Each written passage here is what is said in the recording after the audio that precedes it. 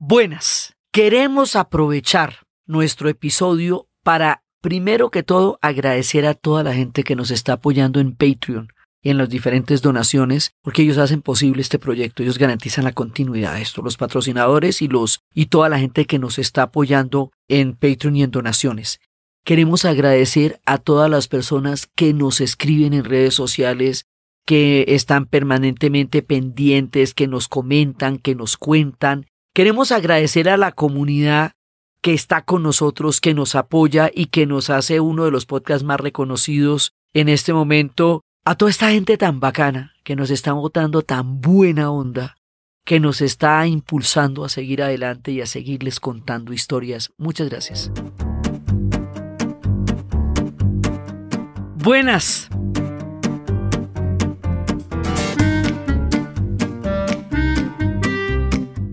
Bienvenidos a la segunda parte del viaje a los Balcanes.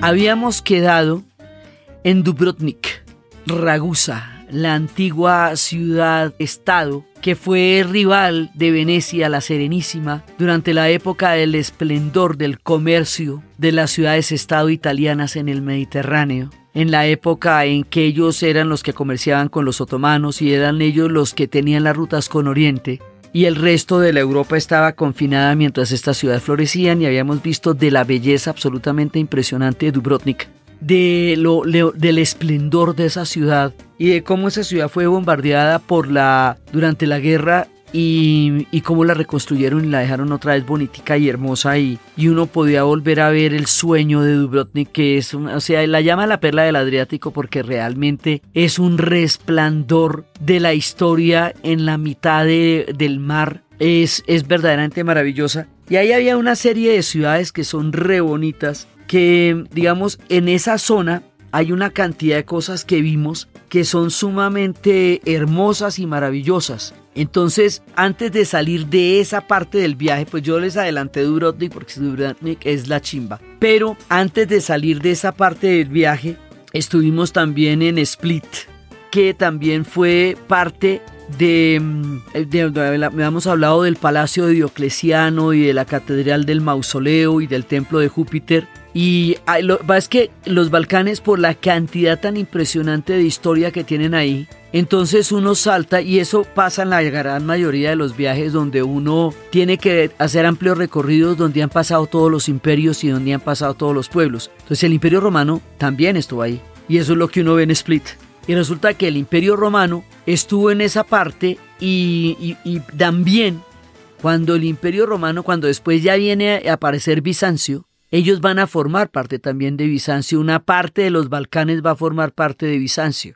Entonces, estas transversales que les digo que son todos los imperios y las verticales que les digo que son todos los reinos, hacen que se produzca un mosaico de conflusiones, de momentos en la historia que uno va a estar viendo permanentemente. Entonces por eso salimos de vimos una ciudad espléndida y maravillosa de la época de las grandes épocas de las ciudades-estados como Dubrovnik, pero también entonces vemos una ciudad del Imperio Romano como Split, y están pues a muy pocos kilómetros, ¿no? Entonces de Zadar, Trogir, y ahí vamos a Split, que son este circuito de ciudades, y ahí vamos a ver muchísimos monasterios. Y vamos a ver monasterios porque no les digo que esta gente fue Bizancio también. Entonces hay monasterios católicos, hay monasterios bizantinos en todo el viaje. Lo que quiere decir que vamos a ver iglesias ortodoxas y vamos a ver iglesias católicas. Entonces uno termina por entender bastante bien las diferencias porque las iglesias ortodoxas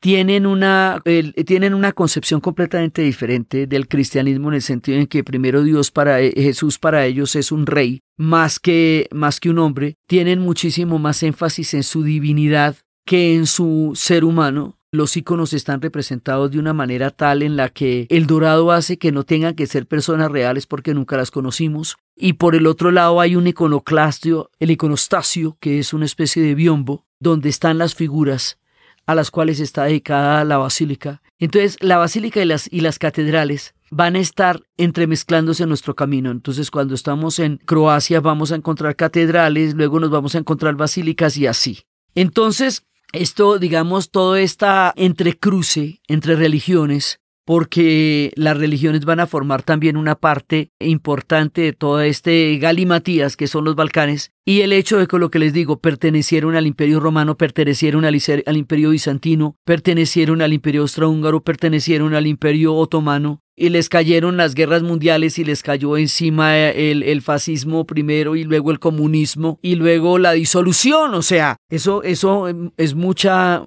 voltaje, pues, para un grupo de naciones como estos. Entonces, en nuestro viaje, pues yo les digo que me había adelantado a Dubrovnik porque por el embrujo, ¿no? Por el encantamiento de Dubrovnik, porque es absolutamente espectacular.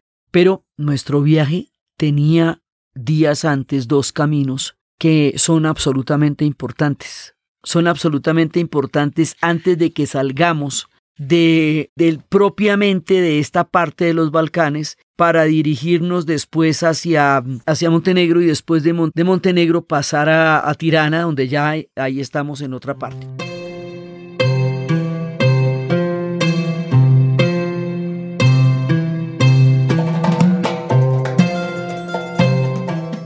Entonces resulta que de aquí, de Split, que es lo que les digo, donde están todas estos maravillosos palacios de Diocleciano y catedrales, de ahí nos vamos a ir de Split vamos a Mostar.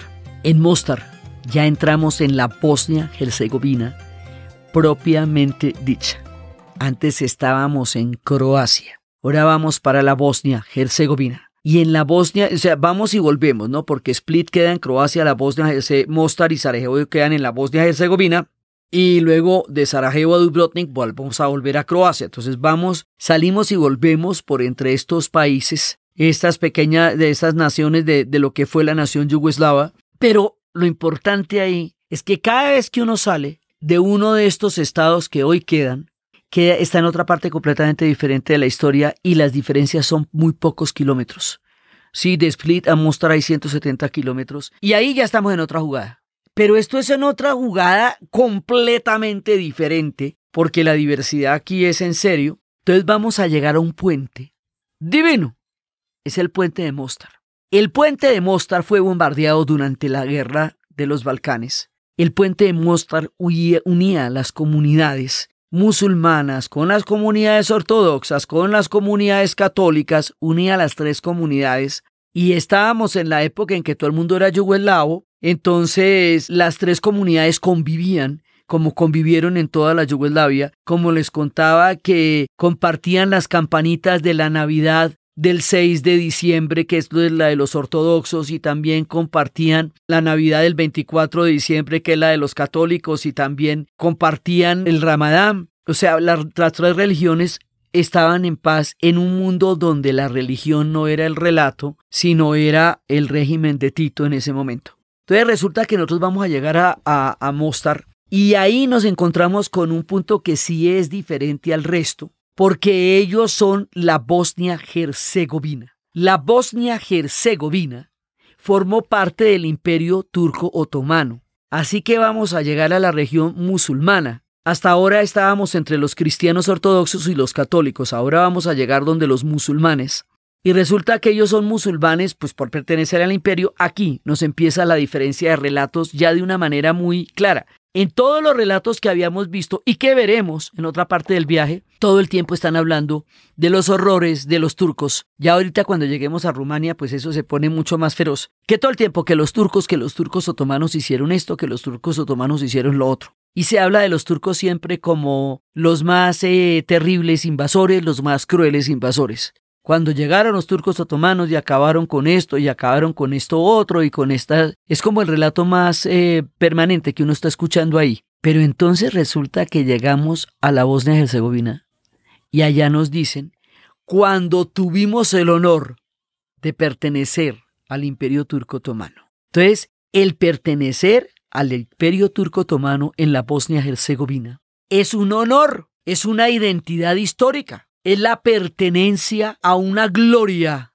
enorme que es el Imperio Turco Otomano. Entonces allá el Imperio Turco Otomano es la chimba, porque es de donde ellos realmente proviene su identidad y su acervo histórico y su orgullo. Entonces mira, el mismo Imperio Turco que en otros lados es el emblema de la crueldad, aquí es el emblema de la civilización. Entonces, por eso es que los Balcanes son tan enriquecedores para la mirada de quien está dispuesto o dispuesta a entender la diversidad de relatos de lo humano y poder entender que cada uno tiene una perspectiva muy diferente de lo que puede ser una misma historia, un mismo relato.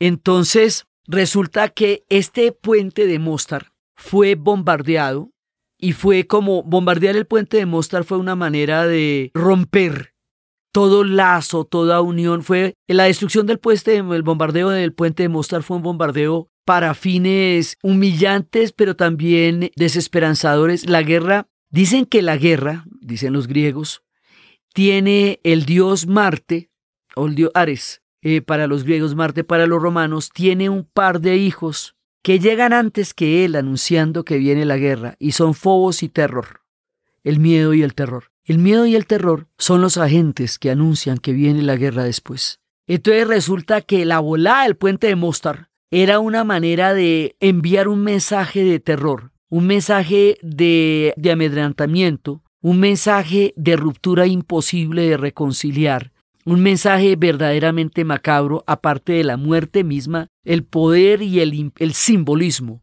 del puente de Mostar ha sido muy grande, tanto que reconstruirlo, y ahí es donde les digo que hay un documental. Reconstruir el puente de Mostar fue una locura, primero porque eran las 3 comunidades, y entonces el viernes es el día de los musulmanes y no trabajan, y entonces el sábado era el día de comunidades judías que hay allá, y eso es Shabbat, y el domingo era el día de los católicos que no trabajan los domingos. Entonces el puente se demoró 7 años porque tocaba que cada comunidad no trabajara el día en que era el día religioso.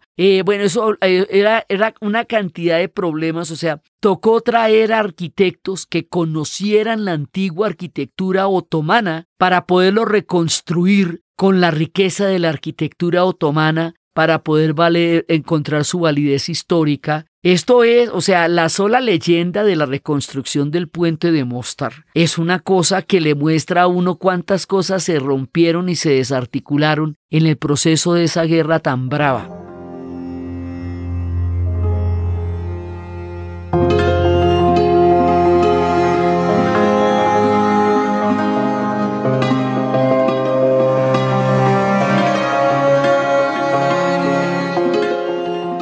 Pero como no hay mal que dure 100 años, ni cuerpo que lo resista, hoy por hoy el puente de Mostar es una belleza. Está sobre un río. Cuando uno va llegando a la Bosnia-Herzegovina, va viendo esos ríos cristalinos, y este es el río Nereva, el que está ahí. Y ese río Nereva es de un verde esmeralda, pero es de un colorido completamente poético. Y entonces, lo primero que nos pasa es la belleza de la Bosnia-Herzegovina. Entonces uno dice, este territorio que pasó ante el mundo como el escenario de una de las matanzas más brutales, con las que el siglo XX cierra con la sangre que empezó en la Bosnia-Herzegovina. ¿Por dónde empezó? Porque acuérdense que fue en Sarajevo donde comienza la Primera Guerra Mundial. Fue con el asesinato del archiduque en el puente de Sarajevo, donde Austria le declara la guerra a Serbia, la invade. Y inmediatamente cuando se mete con Serbia, los rusos se meten a defender a los serbios, y el sistema de alianzas hace que, por un lado, Rusia, Inglaterra y Francia, que habían recién inaugurado unas alianzas después de siglos de enemistad, queden en un bloque, y en el otro bloque queden los imperios, que eran los austrohúngaros y sus grandes enemigos, los otomanos. Ya 6 siglos en guerra, y se ponen de acuerdo para estar del mismo lado de la guerra en la Primera Guerra Mundial. Y los alemanes, que recién se habían convertido en un Estado nacional, quedan de ese lado. O sea, hay un lado que son los imperios, los austrohúngaros, los otomanos y los alemanes. Ese es un lado de la Primera Guerra Mundial. Y el otro lado son los rusos, los ingleses y los franceses. Pero como tienen colonias los unos y los otros, pues esto se vuelve una guerra mundial.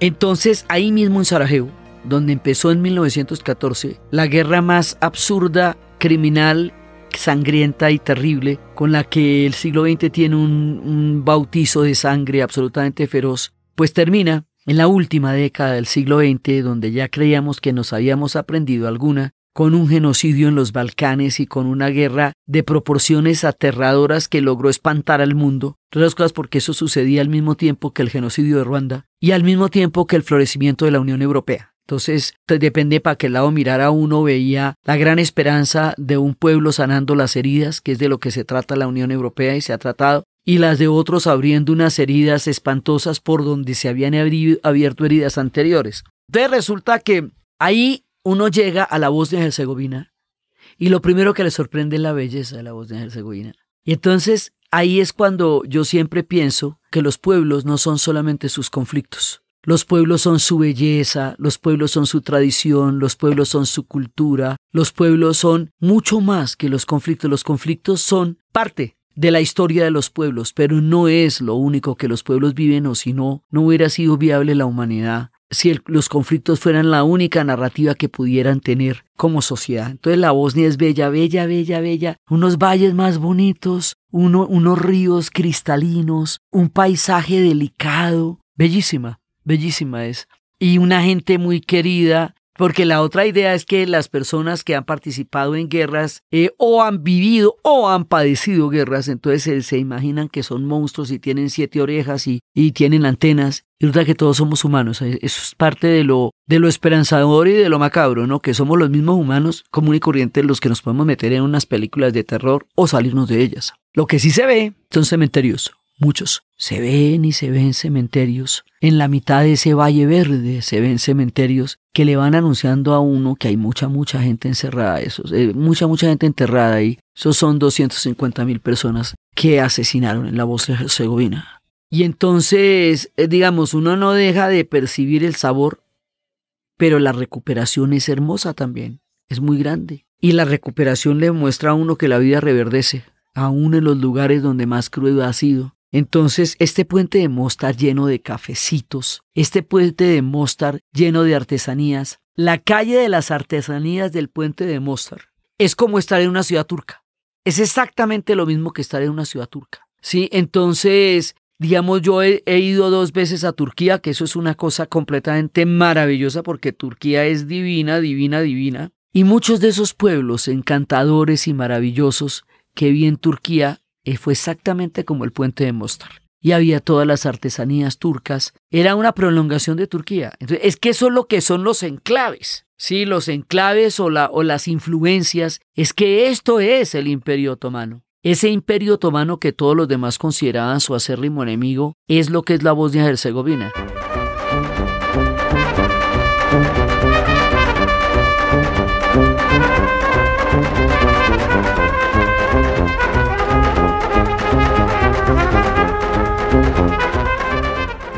Entonces, la parte de Herzegovina estaba habitada por una gran cantidad de croatas. Entonces, esto que estamos hablando es Bosnia. Bosnia propiamente dicha. Bosnia era un estado multirracial y multicultural antes de la guerra. Y lo que le pasa a la Bosnia-Herzegovina es que en el proyecto de la Gran Serbia deciden que la Bosnia-Herzegovina, en tanto tiene enclaves serbios, es parte del territorio serbio porque consideran que la Bosnia-Herzegovina no es un estado como tal, porque no tiene una identidad étnica única sino múltiple. O sea, el discurso de los nacionalismos y el discurso de las etnias y el discurso de la gran lo que quieras. O sea, a ti cuando te digan la gran alguna vaina, ahí ya hay problemas, ¿no? Que la gran Serbia, que la gran Alemania. Cada vez que se ponen en la gran alguna vaina, alguien va a pagar por eso.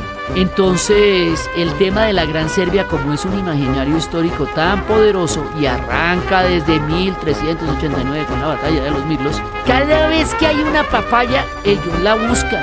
Entonces, en el momento, los imperios que a ellos los han dominado, a ratos se encogen y a ratos se expanden, porque los imperios son así, se expanden y se encogen. Entonces, cuando los imperios se encogen, fracasan o caen o se mueren o se desaparecen, surgen cada uno de los proyectos nacionales que tienen acá. ¿Ve? Y entonces cada cual va por su imaginario histórico, que la vez pasada les estamos hablando, que eran 2 semanas de supremacía de cada uno de estos pueblos que reivindican como un derecho perenne a toda la memoria histórica de dónde vienen. Entonces, en las ocasiones en que hay estos entre imperios, surge la Gran Serbia, ¿sí? Y el derrumbe de la Yugoslavia le da cabida a la Gran Serbia, lo que incluía a Montenegro. O sea, Montenegro lo montaron ahí también, Montenegro también estaba montado ahí, ¿sí? Y hay un momento dado en que cuando se desaparece la Yugoslavia, la ex Yugoslavia llamaban, eran todos los demás países, y lo que era propiamente lo que quedó con el nombre de Yugoslavia, eran solamente Serbia y Montenegro, no más. Los demás, o sea, la Bosnia, Herzegovina, lo que es Eslovenia, lo que es Croacia, Macedonia, esas ya no serán Yugoslavia. Yugoslavia van a ser solamente Serbia y Montenegro. Hasta el Mundial de Fútbol del 2006. En el Mundial de Fútbol del 2006 en Alemania, ¿cómo les parece que ya se había tomado la decisión histórica de terminar la alianza de Serbia y Montenegro como la antigua Yugoslavia? Y eso ya había ocurrido en la realidad. En los países ya se habían abierto del parche los dos, sin bronca, pero se habían abierto del parche. O sea que en el único lugar donde quedaba la antigua Yugoslavia era en la cancha de fútbol del Mundial de Alemania. En el momento en que Montenegro y Serbia quedaran eliminados, se acaba el país. Quedaron eliminados en la primera ronda, se acaba el país. Ya no queda nada más.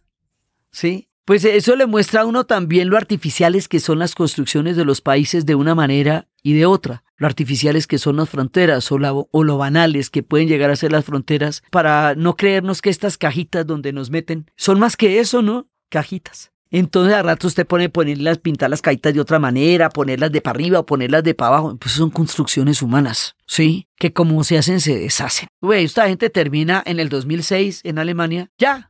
Esa es la antigua Yugoslavia, o sea, esa es Yugoslavia. Ya el nombre Yugoslavia lo retiramos del paseo porque ya no es. Antes, todo el país, las 6 repúblicas se llamaban Yugoslavia. Ahora se llamaban Yugoslavia 2, Serbia y Montenegro.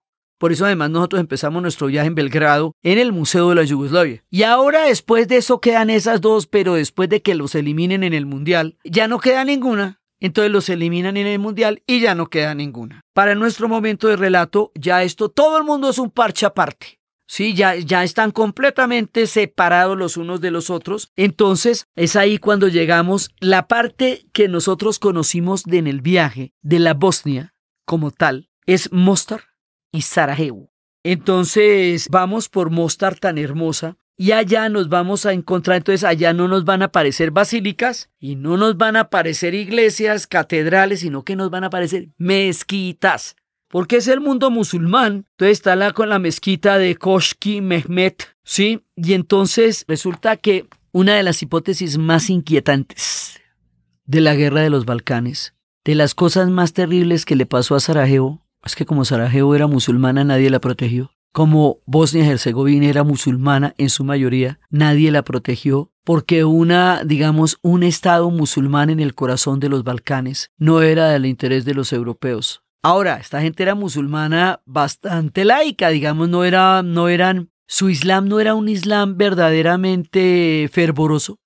No, o sea, puede ser pero igual, su pertenencia histórica es musulmana. Entonces, siempre entre las muchas preguntas sin contestar que quedó en la guerra de los Balcanes de la antigua Yugoslavia era si la Croacia católica hubiera estado en el peligro en que estuvo Bosnia, ¿Europa le habría dado la mano? Si la Eslovenia católica estaría ahí, ¿Europa le habría dado la mano? Si la Serbia fuera la que hubiera estado en el momento en que estuvo la Bosnia, ¿Rusia le habría dado la mano? Pero el asunto es que la Bosnia, por su carácter musulmán y otomano, no es amiguis de nadie, no es interés de nadie, nadie la quería salvar y la dejaron morir. Porque es que aquí sí mataron 260.000 personas y en una serie de limpiezas étnicas con un nivel de cálculo y de horror que se resulta inconcebible para nosotros. Y hay que ver que para nosotros son cosas concebibles, bastantes barbaridades. Aquí pasaron cosas, vea, las más terribles del mundo. Pasaron cosas verdaderamente aterradoras, limpiezas étnicas con cadáveres en frigoríficos que después se descubrieron que para dónde iban ese montón de carne y descubrieron que eran parte de esto. Bueno, o sea, es inarrable. Pero el asunto es que cuando llegamos allá, ese sí es el corazón del conflicto, porque todo el mundo en algún momento fue y bombardeó a la gente de la Bosnia, ¿sí? Y a la gente de la Bosnia no la defendió nadie. El cerco duró 4 años. De 1992 a 1996, y el mundo contemplando cómo los destruían y nadie hizo nada.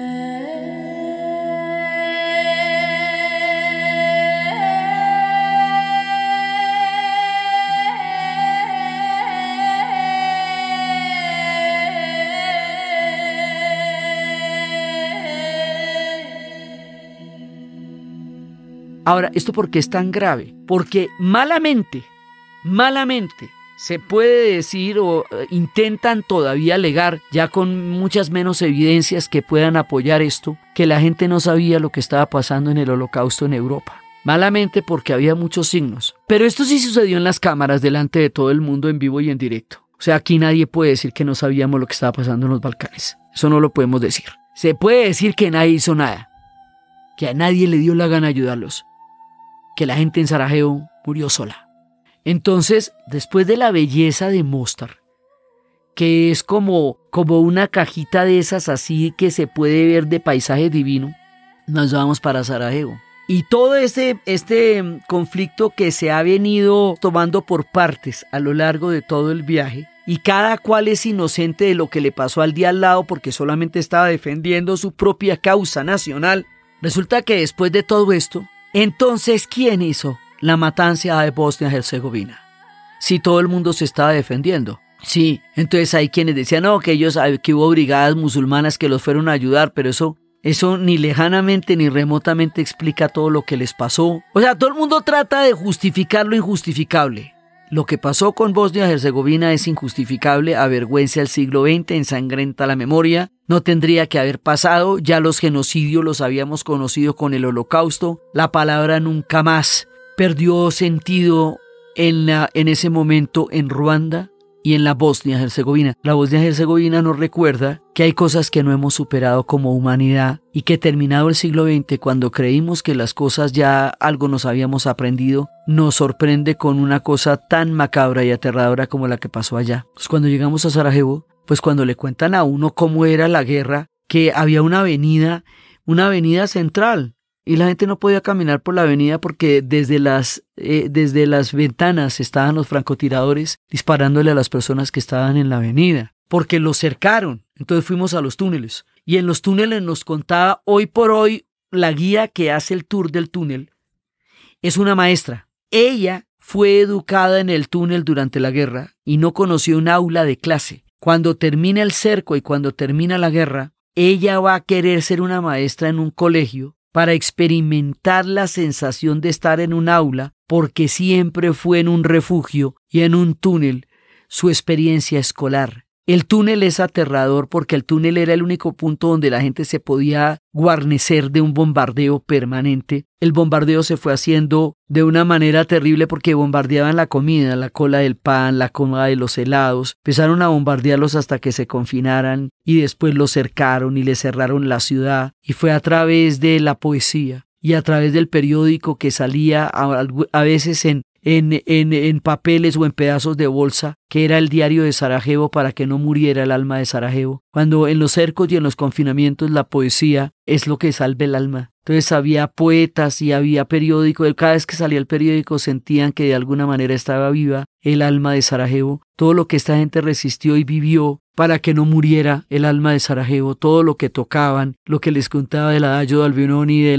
los chelistas, para que no muriera el alma de Sarajevo, y el mundo contemplaba pasmado el espectáculo de semejante horror, preguntándose qué estaba pasando en los Balcanes mientras los Balcanes se hundían en el horror de la historia. Y eso ya ahí cuando uno llega a Sarajevo sí ve que todo eso pasó. O sea, todo eso que se niega a lo largo del viaje, y todo eso que, bueno, yo no sé con quién sería, mira, no tengo ni idea, quién sabe cómo fue la vaina. Ahí uno llega y dice, sí, eso sí pasó.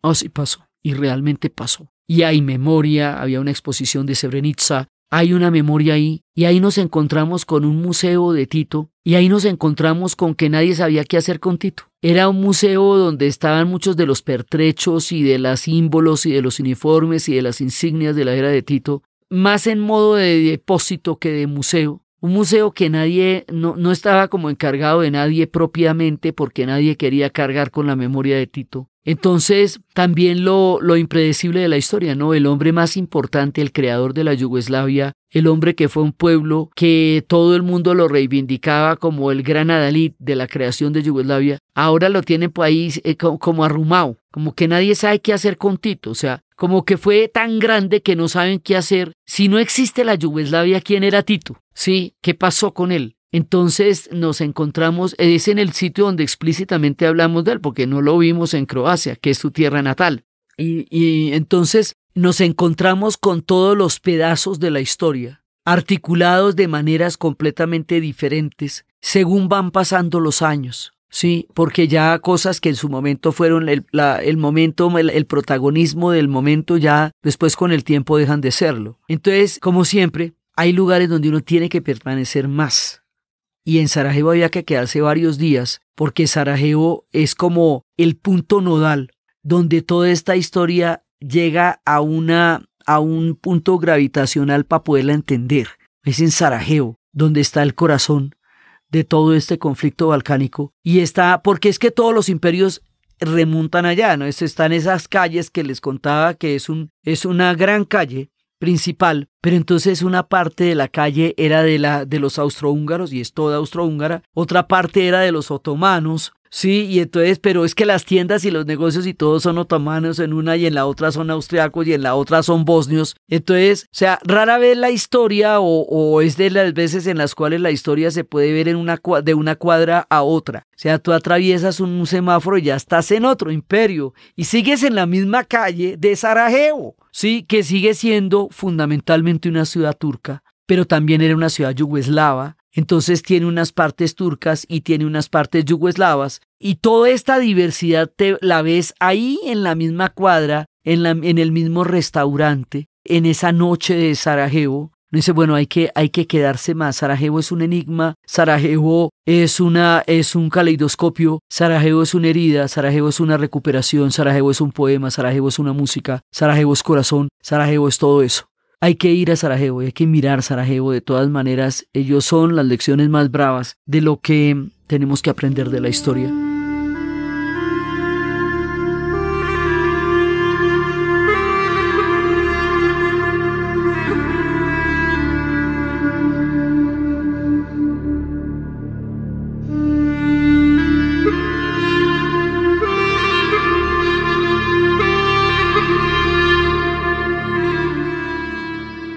Y están bien recuperados, o sea, como les digo, esto no fue una paz que realmente solucionara el sustrato de los conflictos balcánicos, pero ahí están y no se matan.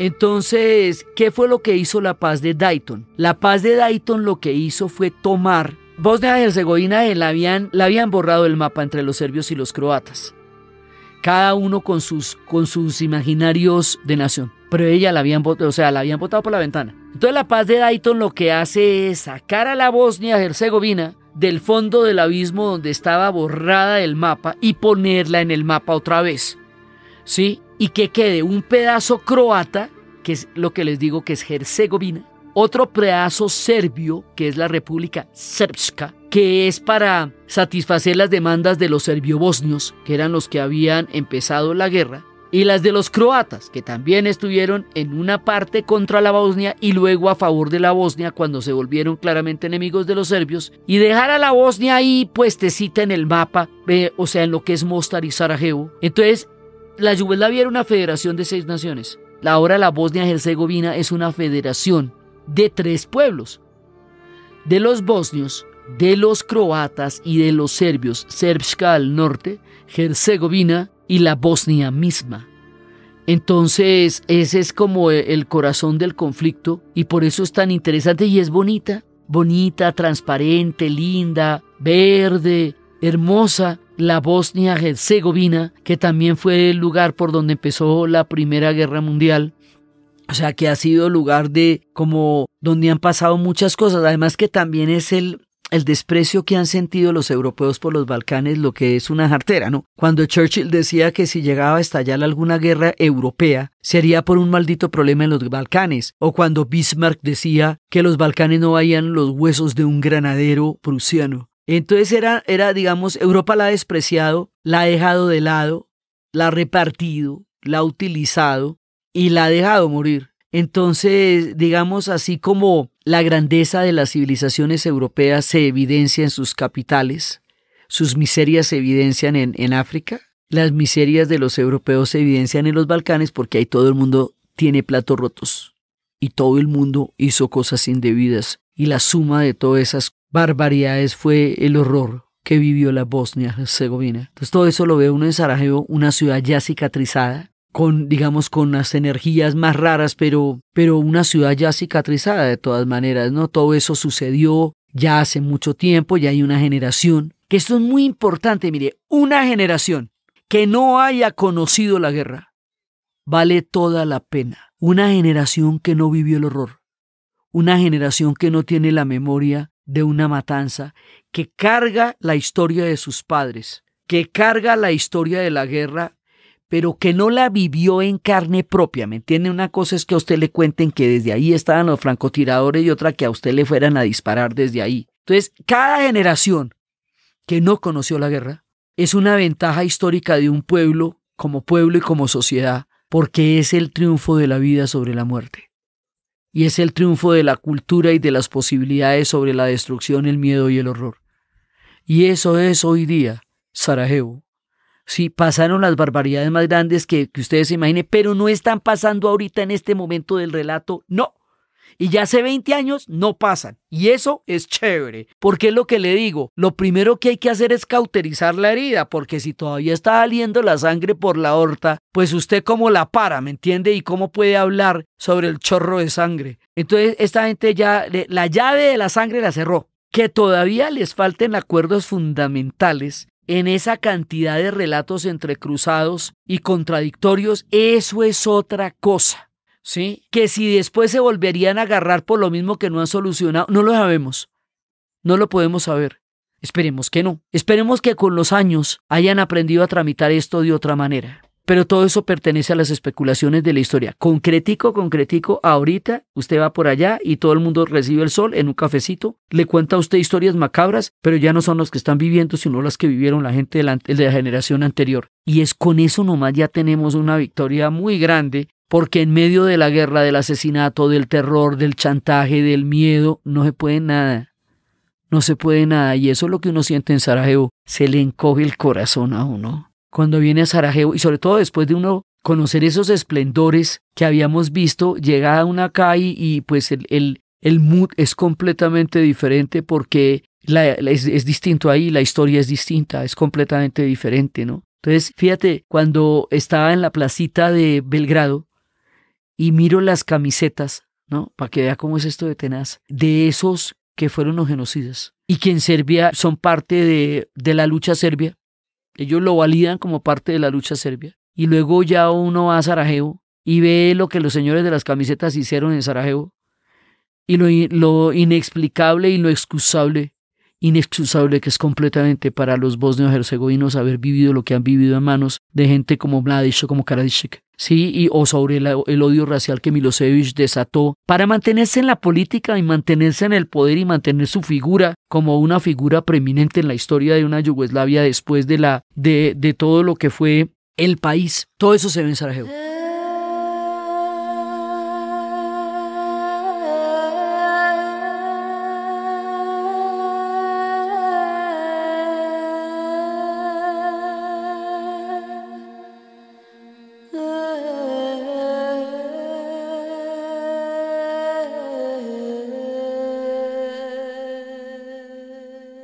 Y todo eso le pasa a uno en un viaje a los Balcanes. Y toda la historia se le cae a uno encima como un armario, porque la densidad de estos pueblos es absolutamente increíble. Entonces estábamos en Mostar y Sarajevo. Después de ahí es que fuimos a Dubrovnik, que yo les había dejado Dubrovnik como el final del capítulo de la primera parte, para terminar como en lo alto de un esplendor y aquí meternos en las honduras de la Bosnia y Herzegovina, que es como el agujero por donde se arrastró la humanidad a un punto de tristeza infinita, y contarles que están bien, que uno pasa por pueblos donde pasaron horrores terribles, pero que los horrores ya son parte del pasado, y que por lo menos otra gente tuvo otra historia y otro relato y otra posibilidad. Entonces, de la hermosa Dubrovnik, ya otra vez en Croacia, porque estamos yendo y viniendo como una cremallerita por este mapa pequeño donde tanta historia se acumula. Entonces ya no vamos a tener mezquitas, otra vez vamos a encontrarnos con catedrales o con iglesias. ¿Y a qué nos vamos a encontrar una iglesia? Vamos a pasar por Orevik y ahí vamos a hacer una parada en Stone. Y ahí es una murallita costera, y es la muralla, dicen que es la muralla china de Europa. La miramos en nuestro camino. Todo esto es en bus, ¿no? Entonces esto se va viendo por la ventana, van cambiando los paisajes y las historias y las piedras y las murallas y los valles y los ríos. Y entonces esta gente tiene una infraestructura muy grande porque la antigua Yugoslavia fue una potencia. Entonces su infraestructura sigue siendo muy poderosa. Y entonces en Orevik vamos a tomar un ferry y nos vamos a ir a una ciudad que se llama Kórkula. ¿Sí? Kórkula. Esa ciudad, ahí pasa una cosa más chévere. Por un lado está amurallada, es una pequeña isla amurallada muy bonita, y ahí está lo que dicen que fue la casa donde nació Marco Polo. Entonces no sabemos si realmente nació allá, pero él sí vivió allá. Y de todas maneras, todo es a Marco Polo. Entonces están las brújulas, están los mapas, entonces uno se trae el libro de los viajes de Marco Polo porque se fue a Kórkula donde vivió Marco Polo, como uno de los grandes tesoros que se trae uno de las tierras donde pasaron las cosas. Pensar que Marco Polo fue el que abrió la imaginación de los viajes, el antecesor de todas las grandes exploraciones, porque a través de su relato, hecho por él y por Rustichello de Pisa, un mundo conoció la posibilidad de unas fronteras más allá de sus propias imaginaciones. Y los viajes son eso. Los viajes es ir más allá de la imaginación, más allá del mundo conocido, más allá de las culturas cotidianas, para entender la diversidad del mundo y comprobar en los viajes qué es cierto y qué no lo es, que le contaran a uno desde las tierras lejanas donde uno habita, cuáles son las razones de las personas, cómo viven, cómo son. Entonces, es muy bonita. Esa también estaba haciendo un día de sol muy bonito, y eran esas murallas, pero como es chiquitico, entonces las murallas le dan un toque romántico antiguo con las pequeñas iglesias. Y luego vamos a irnos a Perast y a Kotor. Y ese es un día de viaje muy largo porque nosotros salimos de Croacia, vamos a pasar por Montenegro y luego vamos a terminar en Albania y luego seguimos para Macedonia. Eso es un día larguísimo. Entonces hay una iglesia que se llama la iglesia de Nuestra Señora de las Rocas, y esa es una iglesia en una isla. O sea, es una islita chiquita como un pedacito flotando en el mar. Y en ese pedacito hay una iglesia, y uno se baja en el barco y solamente ve la iglesia. Una iglesia flotando en el mar como si la roca nadara en la mitad de esos estrechos de colores hermosos. Eso es una vaina muy rara. Es sobrenatural para uno, porque el misticismo de la iglesia y los frescos, nadando como una roca que simplemente se desplazara sobre el mar, es algo que uno normalmente no ve. Entonces vimos eso así tan bonito, y ahí nos vamos a dirigir hacia Kotor, y en Kotor hay unos fiordos y una catedral románica, y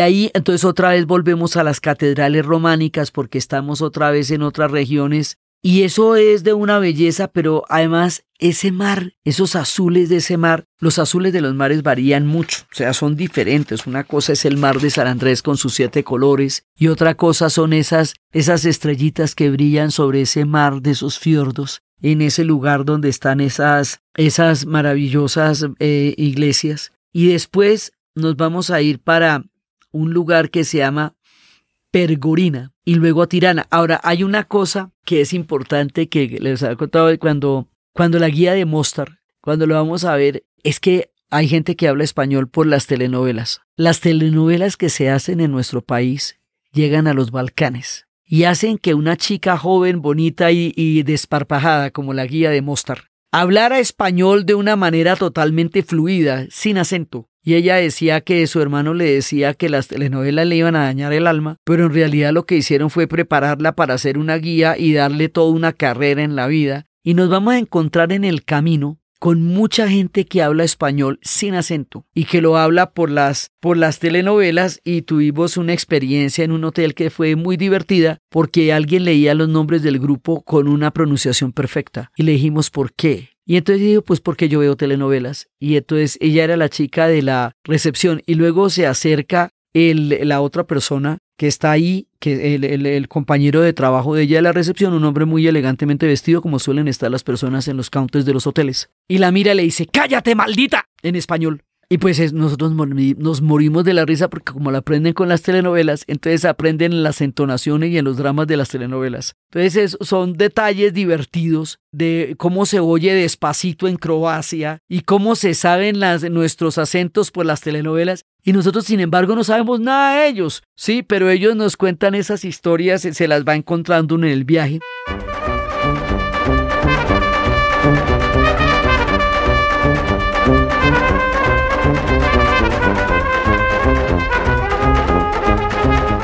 Cuando llegamos a Tirana, pasa que a diferencia de todos estos cafecitos y todos estos lugares tan bonitos, vamos a almorzar en un centro comercial.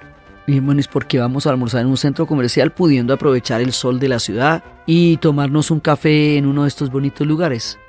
Y por primera y única vez en el viaje, el chofer, que es el mismo serbio que está con nosotros todo el viaje, Darko, todo el tiempo, de pronto nos dice, es que yo aquí sí no me siento seguro. No soy capaz de sentarme con ustedes en un restaurante. ¿Cómo así? ¿Qué pasa con esto? Pues porque él es claramente serbio. Es un hombre que tiene los ojos azules, la piel blanca, el pelo negro, y allá son albaneses. Entonces ahí nos estamos acercando peligrosamente al conflicto de Serbia con Kosovo, ¿sí? Por la vía de Albania, porque ese conflicto tiene que ver con los albaneses. O sea, ese es otro pedazo del conflicto. Era el que les decía que el origen histórico de la nación serbia está en Kosovo, pero que Kosovo, en tanto parte del Imperio Turco Otomano, fue, se llevó muchísima población musulmana, se islamizó, o sea, se hizo muchísimo más musulmán, y de ahí, de Kosovo sale, Kosovo y Albania son parte de la misma pertenencia cultural histórica, por decirlo de alguna manera, porque eso es difícil definir eso, ¿no? Entonces, por eso hay mucha gente que llamamos albano-kosovar, que es de Kosovo y son albaneses que nacieron en Kosovo. Bueno, pues así son las cosas allá. Total, no es chévere ser serbio, ¿sí? Y menos después de que hubo en el 98, o sea, ya terminada la guerra en el 98, otra vez está ya otro pedazo del conflicto, que es el conflicto de Serbia con Kosovo, que es cuando les digo que la OTAN decidió que como un acto de reivindicación o de reparación, pues yo no sé si se puede hacer un acto de reparación, mejor dicho, para sacar las patas que metieron en la Bosnia-Herzegovina, porque nadie intervino y pasó semejante matanza tan espantosa, entonces decidieron que no podían volver a permitir que una matanza de esas características volviera a ocurrir delante de todo el mundo, como era el hecho de que hubiera una matanza de albano-kosovares por parte de los serbios. Entonces decidieron esta vez bombardear a los serbios y les pegaron una bombardeada y bombardearon Belgrado. Entonces es lo que les digo, Sarajevo lleva las heridas de su bombardeo por parte de los serbios bosnios, pero Belgrado lleva las heridas del bombardeo de la OTAN. Y el bombardeo de la OTAN fue brutal. Hasta pidieron una tregua de Navidad, me acuerdo, y no se las dieron, de miserables. Entonces, ellos tienen las heridas de su propio bombardeo, que a su vez los kosovares tienen del hecho de que ese pedazo de la guerra empezó por un ataque serbio a Kosovo. Total, no es buena idea ser serbio en esos restaurantes. Entonces, por eso nos llevan a un centro comercial, porque dice, yo por acá sí no puedo andar por ahí. Entonces uno dice, uy, esto de todas maneras sigue caliente en algún punto. Pues no es violento, pero no es tranquilo. Eso lo siente uno ahí. Entonces fuimos al centro comercial, pero nuestra pasada por Tirana era parte del camino, no íbamos a permanecer en Tirana. ¿Qué pasa con Tirana, la capital de Albania? Que entonces uno se pone, la idea y el ejercicio que yo hago en los viajes es ponerme en los zapatos de todas las personas donde voy yendo y mirar su razón desde un punto de vista absoluto para poder entender por qué su razón es única y por qué la razón del vecino, que es totalmente contradictoria, diferente y distinta, es tan única para él como esta para este otro. Entonces resulta que ellos tuvieron un personaje que se llama Enver Hoxha. Enver Hoxha va a desarrollar una versión del comunismo que es suyita. Y en esa versión, entonces uno entiende que él intentó por todos los medios evitar que Albania fuera anexada a cualquiera de los vecinos que con estos proyectos móviles de andar desconociendo fronteras y metiéndolas dentro de otros estados, pues esto era una papaya, o sea, hacer Albania ahí. Albania es un estado tapón que se hizo entre el Imperio Otomano y el Imperio Austrohúngaro como para poner a alguien ahí en la mitad. Eso se usa, ¿no? Eso fue Libia. Libia también fue un estado tapón entre Egipto y Túnez para tener un punto medio entre el dominio británico en Egipto y el dominio francés en Túnez. Aquí las potencias están metidas de mala manera en todos lados. Aquí no son tan glamurosas ni tan bonitas. Y entonces resulta que así, de la misma manera que Libia fue un estado tapón que le dieron a los italianos para tener una mediación entre la penetración franco-británica en el África, así, y de los mismos creadores, es donde se hace Albania como un estado tapón entre los austrohúngaros y los otomanos, y resulta que ahí, en ese punto, Albania ha tenido que luchar por su existencia física en el mapa. Esa es una cosa que para nosotros los latinoamericanos y particularmente para nosotros los colombianos no es algo que hayamos experimentado. Sí tocamos madera, pero nunca lo experimentamos, que es la de que el mapa físico de uno pueda desaparecer y quedar repartido entre potencias. Esas reparticiones no forman parte de nuestra historia porque, entre otras cosas, estuvimos colonizados por un imperio único que fue el español, y los límites, de todas maneras, con el imperio portugués no se cirnieron sobre nosotros como si se cirnieron sobre el Uruguay y sobre el Paraguay, que están abajo en la línea de Tordesillas. Bueno, a nosotros no nos pasó eso. Como no nos pasó eso, no nos imaginamos que el mapa de uno le sirva a otros de comodín. Eso le pasó a Albania. Entonces, Enver Hoxha hace una revolución, pero no le sirve a nadie. No le sirve Stalin, ni le sirve Mao, ni le sirve Tito, porque todo el mundo lo amenazaba. Él creía, Tito ahí me mete en la Yugoslavia y me hace almuerzo. No le sirve a nadie. Total, termina peleando con todo el mundo, reivindicando un comunismo único que era el de él y su propio parecer, aislando a Albania del resto del planeta. Ese aislamiento de Albania la empobrece y la atrasa y la detiene en el tiempo. Y luego, cuando vaya a caer él y caiga el comunismo también en Albania, ella también en la guerra también le pasaron por encima y todo. Le pasaron por encima a los mismos que al resto, pero ella era más frágil y más indefensa todavía que el resto. Y entonces, porque ni siquiera estaba metida tampoco en una federación, sino ella solita, aislada de todos, una manera de defenderse de todos los tiburones, pero que también la hacía terriblemente vulnerable. O sea, palo porque bogas y palo porque no bogas, porque si no la isla se la comen y aislada se empobreció.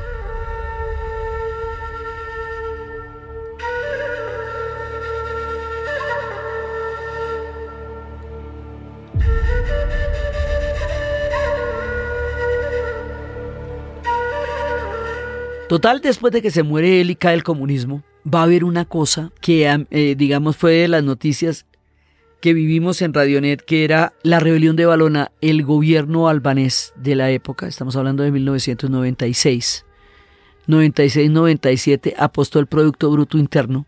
Lo apostó el Producto Bruto Interno del país a una pirámide, así como les digo, diga. Y lo perdió y se arruinó el país. Y entonces la mitad de la población se rebeló, el sur, que era la rebelión de Valona, y se fueron a las cárceles y sacaron a los presos, porque ¿qué sentido tenía que alguien estuviera preso si los gobernantes eran la corrupción misma? Y se fueron donde el ejército les dejó sacar las armas porque no había quien defender. Y se armó un caos, así que fue la rebelión de Valona. Ellos lograron, digamos, volver a ser un país. Ya si se desbaratan ya no sé dónde quedan, pues porque... Pero ahí era cuando se veían esas imágenes de una gran cantidad de albaneses montados en cables como tarabitas pero de acero, llegando a los barcos tratando de pasar a Italia.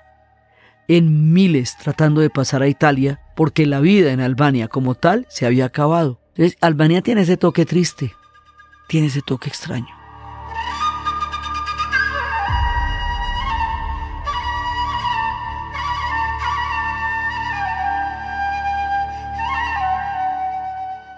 De ahí nos vamos a ir a Macedonia. Y Macedonia Ese es el día que salimos de Croacia, almorzamos en Albania y pasamos la noche en Macedonia. Y resulta que Macedonia pues es Macedonia. ¿Ella qué hacemos? ¿No ve que esa región grande, amplia, se llamaba Macedonia? Y ahí nació Alejandro Magno. Entonces, como lo que era la Macedonia, una parte quedó en Grecia, que es otro pedazo de los Balcanes, pero si nos metemos ahí nos ponemos a llorar ya. Sí, pero quedó en Grecia, así nomás. Y otra parte quedó en Macedonia, que va a ser una de las repúblicas de la Yugoslavia.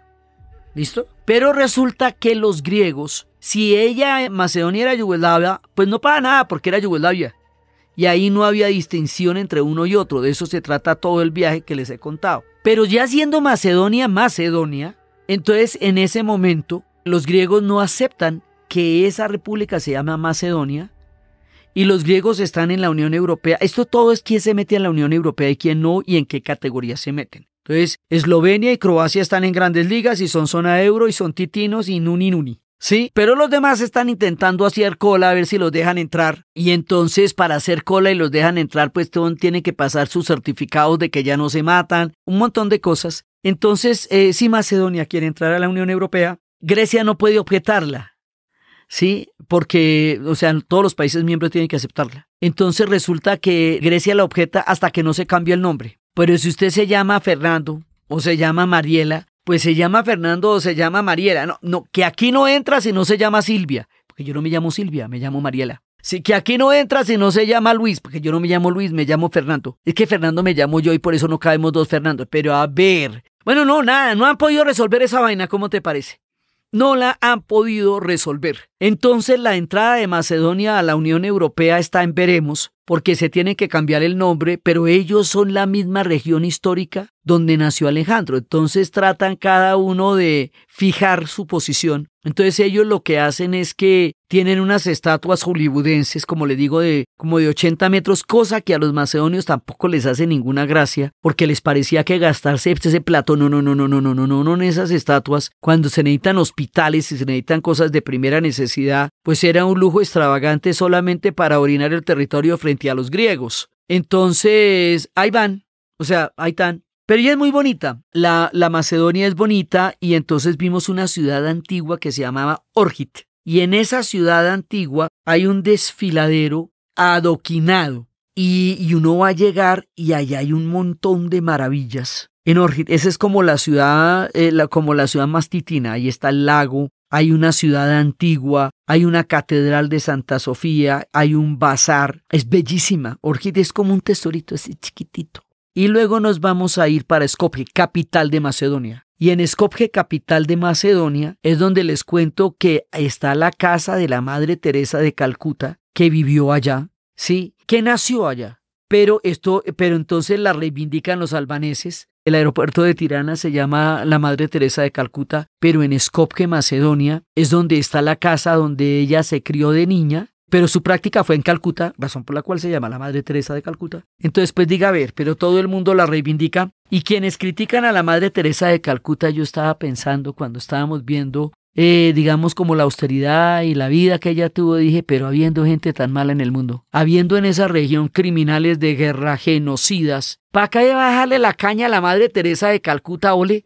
Que lo que intentó fue aliviar el sufrimiento humano, ¿sabes? No, aquí hay mucha gente muy mala, de la cual se pueden decir horrores, que hizo la humanidad más miserable, más sangrienta y más empobrecida, al lado de esta mujer que lo que quería era aliviar el sufrimiento humano. Si era tan buena como dicen o no era tan bueno como dicen, yo no lo sé, parece que era tan buena como dicen, pero al lado de los malotes que hay allá que si eran tan malos como dicen, pues hombre, démosle el beneficio de que hay gente que trabaja por aliviar el sufrimiento humano, que se conmueve frente a la pobreza y que siente la compasión. Y de eso poquito encontramos en el viaje, ¿no? O sea, el tema de la compasión aquí, poquito. Entonces, pues démosle el beneficio de su entrega a tratar de que la gente sufra menos a la Madre Teresa de Calcuta, sea ella de Tirana o de Macedonia o de donde quiera. No, para ella nunca fue una pertenencia a su lugar de origen.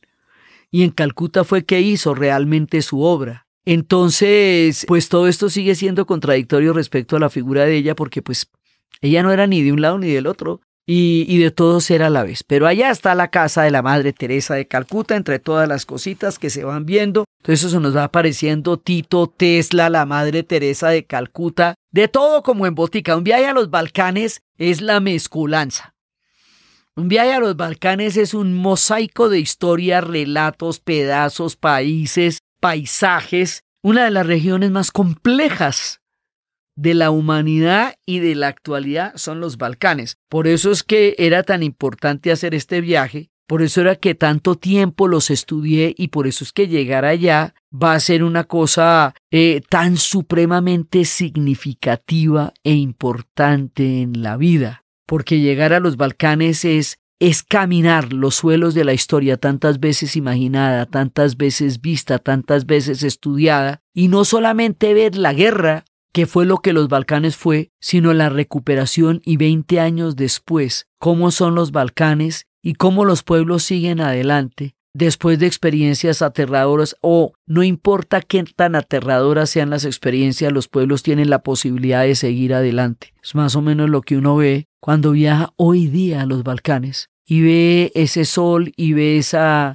bueno, estábamos en un momento muy bonito de las estaciones también y todo brillaba, ¿no? Entonces, como ese brillo y esas perlitas sobre el mar y esas historias ahora de Macedonia y todo, nos hacen pensar que el mundo no está compuesto solamente de noticieros, que no solamente las imágenes terribles e impactantes que nos llegan son la vida de la gente, aunque eso también ocurra, que no solamente el relato es la guerra, que no solamente el relato es la miseria, que también la grandeza es un relato, que también el orgullo de los pueblos de venir de donde vienen es un relato, que también la historia no es solamente eso, sino estos pueblos son muy antiguos. Muchas cosas han pasado por allá, pues imagínense, estamos con ciudades que vienen desde el Imperio Romano, como te dijera yo, lo que esta gente ha vivido. Y el episodio de la Guerra de los Balcanes, tan grave como fue, es un episodio dentro de la larga lista de la existencia de estos pueblos en la historia.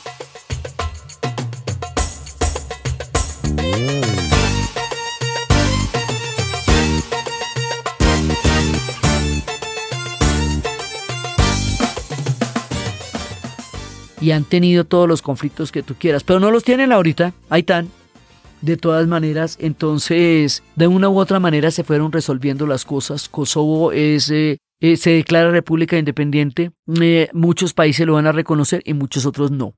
No es de la ONU, sí tiene selección, y hay quienes lo reconocen y hay quienes no lo reconocen. Entonces ahí está toda la reclamación de Serbia, pero igual Kosovo existe de todas maneras, y de una u otra manera las cosas se acomodan, no necesariamente se resuelven, pero se acomodan, ¿no? O sea, no todo en la historia termina con la cámara alta y la palabra fin. Hay veces la historia continúa y uno no sabía hacia dónde, pero ahí van. De todas maneras ahí van, y después de todas estas historias, ahí están de una forma o de la otra, Kosovo, Serbia, la Bosnia-Herzegovina, Croacia, Eslovenia, que parece que no fuera ni parte de ese parche, y es por donde, o sea, Eslovenia, que se ve tan titina, tan de bosques, tan bonita, tan guamusita, es la que empieza la ruptura, cuando se retiran del Partido Comunista. Ella parece que su reino no fuera de este mundo, pero fue ahí donde se empezó a romper la Yugoslavia. Entonces, el relato completo lo terminamos en Macedonia, porque ahí es donde termina la Yugoslavia. Después vamos a ir a Bulgaria y a Rumania, pero aquí es donde termina el viaje de la Yugoslavia. Ahora, Balcanes es mucho más, ¿no? Balcán significa montaña, y los Balcanes también incluye Grecia. Grecia también es un país balcánico, pero la historia de Grecia es otra. Entonces, cuando decimos Balcanes, estamos hablando específicamente en nuestro viaje de las antiguas repúblicas de lo que alguna vez fue la Yugoslavia.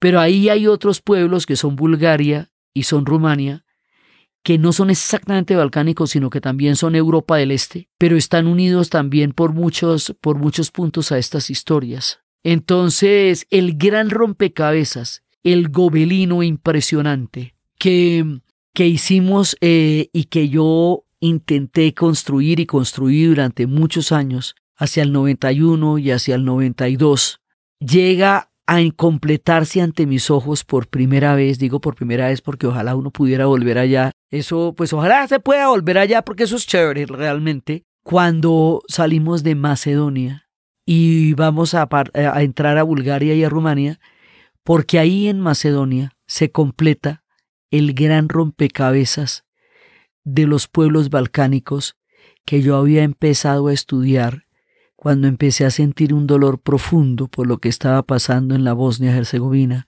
y cómo de ninguna manera nadie ponía atención, solo Goytisolo, y parecía que el mundo se estaba acabando por una herida que a nadie parecía dolerle y que a mí me llamaba con un sentimiento profundo de dolor inexplicable desde lo lejos, pero acuciante desde la necesidad de entenderlo, y esa necesidad de entenderlo fue la que me llevó a estudiarlo. Y esa necesidad de estudiarlo fue la que me llevó a imaginarlo, y esa necesidad de imaginarlo fue la que me llevó a la radio, me cambió la vida, me hizo parte del mundo periodístico, parte del mundo de los medios, me dio otra profesión, me dio otro lugar en el mundo, porque me dolía lo que estaba pasando en los Balcanes. Por eso era tan importante ir a ese viaje, por eso era tan importante cerrar ahí, en ese momento, lo que había sido uno de los más grandes imaginarios históricos de toda mi vida, el viaje a los Balcanes.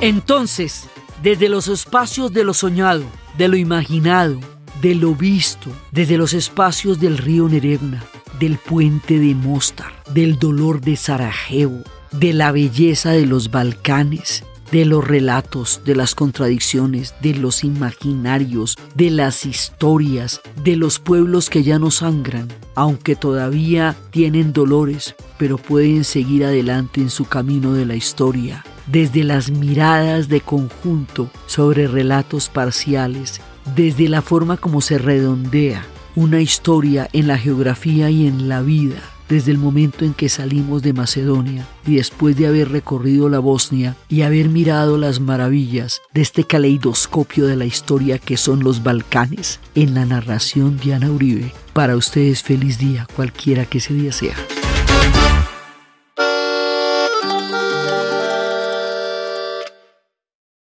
Quiero recordarles que en las notas de la página dianauribe.fm están los playlists de las canciones que menciono durante los episodios, para que las miren y las disfruten. Este podcast fue posible gracias al equipo de la Casa de la Historia, Diana Suárez, Milena Beltrán, con la colaboración de Daniel Moreno.